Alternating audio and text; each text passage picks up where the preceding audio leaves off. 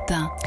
Pierre de Villeneuve, ce matin, vous recevez donc le chef 3 étoiles du Pré-Catelan, Frédéric Anton. Bonjour Frédéric Anton. Bonjour. Vous revenez de Rungis, vous avez sélectionné de bons petits produits au petit matin. Non, on a nos fournisseurs qui nous chouchoutent et qui vont nous amener dès ce matin tous nos produits. Parce que ce soir au Pré-Catelan, on se met sur son 31 ? On se met sur notre 31, on fait un superbe menu, on attend nos clients et on va leur faire déguster à la fois des produits et des plats extraordinaires. Comme quoi ?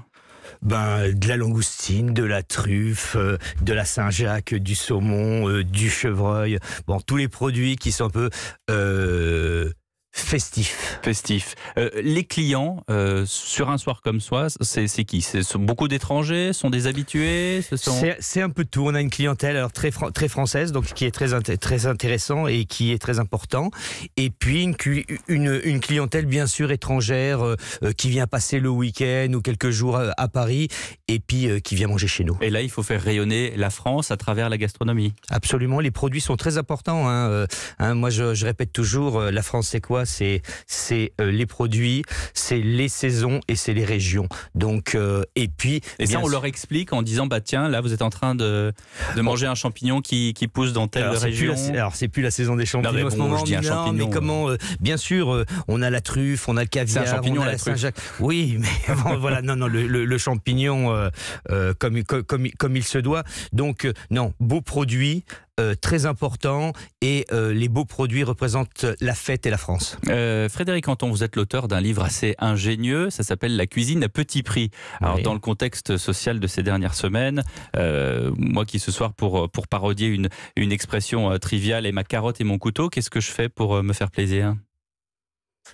La cuisine déjà dans un premier temps c'est pas festif, parce qu'en France, bien sûr, on a des références, le saumon fumé, les escargots, le foie gras le jour de Noël. Mais oui, pourquoi pas une simple Saint-Jacques qui va être poêlée au dernier moment, un petit jus de pomme acide qui va justement rehausser le goût, quelques noix râpées dessus. Ça peut être très simple, très rapide. Et pas excessif. Quoi d'autre ? Parce que vous avez plein de recettes dans votre besace, j'imagine. Je parlais de la carotte, vous m'expliquiez un jour, je me souviens, dans une émission, qu'une carotte cuite à l'eau, c'est pas très bon. En revanche, il faut savoir la faire mijoter avec un peu d'oignon, la faire revenir. L'histoire est très simple. Une carotte, c'est quelque chose d'extraordinaire. D'accord ? Comment on en fait un produit de luxe à un certain moment ? C'est soit on prend la carotte et on la cuit dans l'eau sans sel et c'est insipide, ça n'a pas de goût et c'est inintéressant. Et puis vous allez prendre une carotte, un peu d'huile d'olive, vous allez faire revenir, vous allez mettre un petit peu de sel, de sucre, caraméliser tout doucement, vous allez mouiller avec du bouillon de volaille, une gousse d'ail, un peu de thym et vous allez cuire sa réduction, vous allez glacer ça au dernier moment. Et puis justement la carotte elle est gorgée de jus, de goût et puis on peut la manger simplement comme ça. Donc oui, un petit peu au dernier moment, un peu de truffe, mais ça peut être aussi un petit peu de parmesan, un petit jus gras. Vous mangez ça, c'est bon, c'est goûteux et on a envie d'en manger. Mais pourquoi est-ce qu'on a perdu tous ces réflexes, j'allais dire d'antan, ces recettes de grand-mère ? On va trop vite aujourd'hui ? Pourtant, il y a des émissions auxquelles vous participez également. J'ai participé à une émission. Non, mais je pense que c'est aussi dans l'ADN. Moi, je sais que est-ce qu'à Paris, on est plus sensible à ça ou pas ? Mais je pense qu'encore aujourd'hui, dans les régions, à la campagne, on cultive encore nos légumes, on les cuisine, on fait des bocaux à certains moments et à les périodes de l'année. Donc, ça revient d'ailleurs, les légumes non traités, on les fait pousser dans son potager. Moi, je suis originaire des Vosges de Contrexéville. Je sais que l'on faisait ça. Donc, c'est peut-être le côté peut-être parisien qui enlève cet ADN. La mode, les vêtements, je veux dire, ça change. On appelle ça les tendances. En cuisine, c'est un peu pareil. Qu'est-ce qui est tendance en ce moment ? Moi, j'en sais rien. Moi, ce qui est tendance pour moi... J'ai l'impression que vous dites « je m'en fiche », non ? Ça, c'est la deuxième partie de la réponse. Oui, non, mais moi, je pense que quand on est un chef, qu'on a 3 étoiles Michelin, à un certain moment, on a aussi une cuisine d'auteur, d'accord ? Donc, on ne cherche pas ce qui est à la mode. Par contre, remettre les choses à la mode, ça, c'est très intéressant. Parce qu'aujourd'hui, les gens savent de moins en moins cuisiner, d'accord ?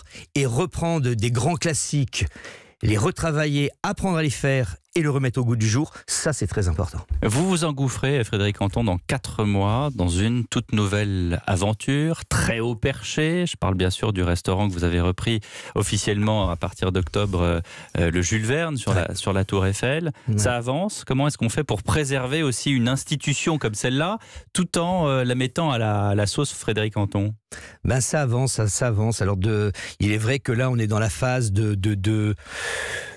pas de démolition, parce que ça serait, c'est que on a vidé le Jules Verne et on est en train de le reconstruire. Alors ça va être magique. On va avoir dans quelques mois un nouveau restaurant, une nouvelle cuisine, et on va pouvoir travailler au quotidien dans des conditions extraordinaires, et puis faire une cuisine qui me ressemble, qui est ma cuisine, mais qui va être aussi très importante. Quand tout à l'heure je disais, la France, c'est quoi?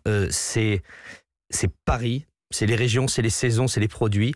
On va essayer justement à faire déguster les clients des produits à chaque fois de saison, des grands classiques de la cuisine française revisités, parce qu'on vient en France aussi pour manger certains plats, mais aussi les Français ont envie de manger ces plats-là que l'on ne trouve plus pratiquement dans les restaurants. Donc on va refaire, mais je vais rester avec mon style, ma cuisine. Je ne ferai pas des plats du Pré-Catelan, mais on va pas réinventer une nouvelle cuisine. Mais ça s'appellera toujours le Jules Verne? Absolument. Et puis moi j'y tiens vraiment.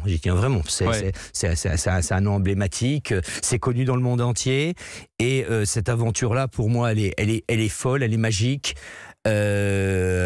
Avec le Pré-Catelan, on vous sent impatient là, hein. On vous sent dans les starting blocks pour aller. Je suis très. Vous grimperiez volontiers les étages à pied là. Hein. Bah peut-être pas tout de suite. Il va falloir que je m'entraîne un petit peu, mais peut-être que ça arrivera. Peut-être un jour. Hein. Peut-être que l'ascenseur ne marchera pas. Il faudra monter les escaliers. Mais en tout cas, non, je suis très motivé. Je suis prêt. Et cette motivation est extraordinaire. Merci beaucoup Frédéric Anton, chef 3 étoiles du restaurant Le Pré-Catelan, co-auteur de La cuisine à petit prix aux éditions Duchesne, que vous co-signez avec Christelle Bruat. Il faut quand même lui rendre hommage, votre pâtissière qui a été élue la première femme meilleure pâtissière au monde. Ouais, c'est superbe aussi, ça c'est une belle distinction. Moi je suis fier pour le Pré-Catelan, je suis fier pour elle, et puis je suis fier pour moi parce que ça fait 16 ans qu'elle collabore avec moi. Merci beaucoup Frédéric Anton. Merci beaucoup.